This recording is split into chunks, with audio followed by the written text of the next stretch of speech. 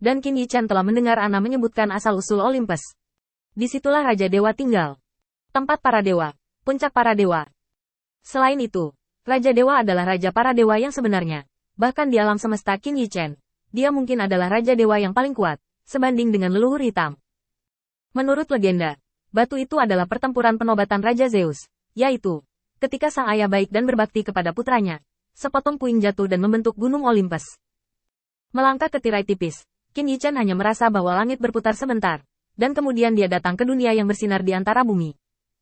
Bahkan jika itu hanya sepotong kerikil, itu masih megah dan tak terbatas. Saya tidak tahu apakah cahaya ilahi diubah atau dipadatkan menjadi kota dan reruntuhan yang tak terhitung jumlahnya. Apakah ini awalnya? Di mana pesaing lainnya?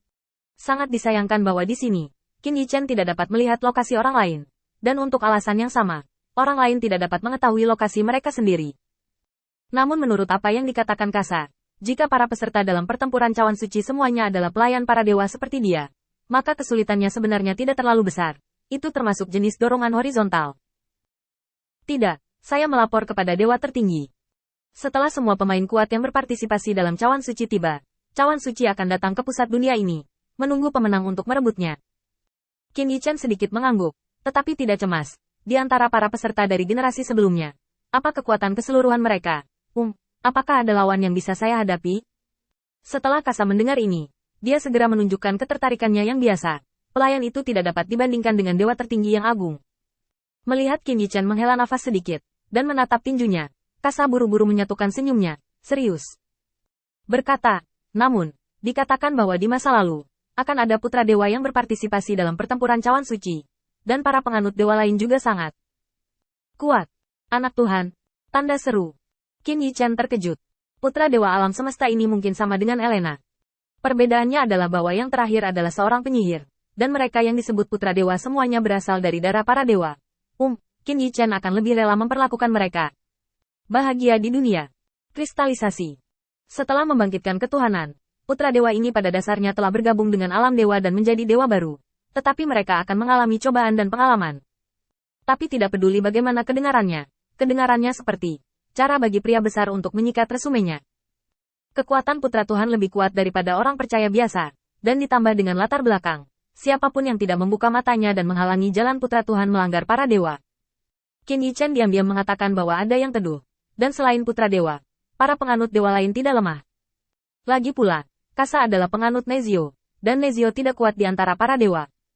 Jika Anda bertemu dengan penganut sejati dewa tertinggi, atau bahkan penganut dewa penciptaan, Qin Yichan berpikir itu adalah pengalaman, seharusnya tidak dilebih-lebihkan. Melihat medan perang cawan suci yang selalu berubah, Qin Yichan merasa bahwa tempat ini adalah peninggalan dunia Tao. Saya belum melihat peserta lain. Menurut Kasa mengatakan, hanya setelah cawan suci datang, para peserta akan mulai bersaing, dan tidak akan diizinkan untuk berjuang untuk eliminasi terlebih dahulu. Para dewa tampaknya tidak membuat Qin Yichan menunggu lama. Tetapi setelah waktu yang lama, dia melihat kecemerlangan ilahi turun dari langit, berubah menjadi seberkas cahaya, membangkitkan cahaya ilahi di langit. Cahaya ilahi meledakkan langit dan awan, dan menghantam lurus ke bawah di tengah-tengah alam Dao, yang membuat Ana melompat kegirangan, memegangi kaki kecilnya dan melihat keluar. Itu datang. Holy Grail akan datang. Pertempuran Holy Grail akan segera dimulai. Gada tua Kasa juga bergetar karena kegembiraan. Ini adalah pertama kalinya dia berpartisipasi. Dan dia juga memiliki paha dewa tertinggi. Dapat dikatakan bahwa debutnya adalah puncak dan yang paling dekat dengan cawan suci. Cahaya ilahi perlahan berkumpul, seolah-olah langit tertutup lagi, dan yang mengejutkan Qin Yichan adalah tanda kutukan muncul di bawah kaki mereka. Kutukan itu seperti darah, dan Qin Yichan tidak dapat memahaminya, dan bahkan pola Dao di alam semesta ini tampaknya berbeda dari apa yang dia ketahui. Setidaknya yang mulia Dao dan Dao Yun yang dangkal agak sulit untuk diintegrasikan untuk sementara waktu. Dewa tertinggi. Cepat gunakan kecemerlanganmu untuk memanggil roh kepahlawanan yang agung. Heroik. Qin Yichan terkejut, dan kemudian dia ingat bahwa dalam pertempuran cawan suci ini, akan ada pahlawan untuk membantu. Namun, Qin Yichan tidak buru-buru menjalankan segel kutukan, tetapi mengerutkan kening dan bertanya, apa asal-usul semangat kepahlawanan ini? Para pahlawanlah yang mengalahkan iblis di zaman para pahlawan. Ana berbicara dengan antusias, yang membuat Qin Yichan mengerti bahwa alam semesta ini juga dibagi menjadi zaman, atau era. Dan era heroik bisa dikatakan sebagai era legenda paling megah yang bisa dirunut ke belakang hingga saat ini, dengan suka dan duka. Di era itu, mungkin puluhan juta tahun yang lalu, entah bagaimana, Iblis-iblis neraka menunjukkan antek-antek mereka dan ingin menghancurkan segala sesuatu di dunia. Sementara para dewa besar bertempur dalam pertempuran berdarah, mereka juga membuat pengecualian untuk memberikan kebijaksanaan, sehingga manusia dan bahkan ras di banyak bintang dapat membangunkan ketuhanan. Selama mereka tidak jatuh ke neraka, mereka dapat melawan iblis bersama.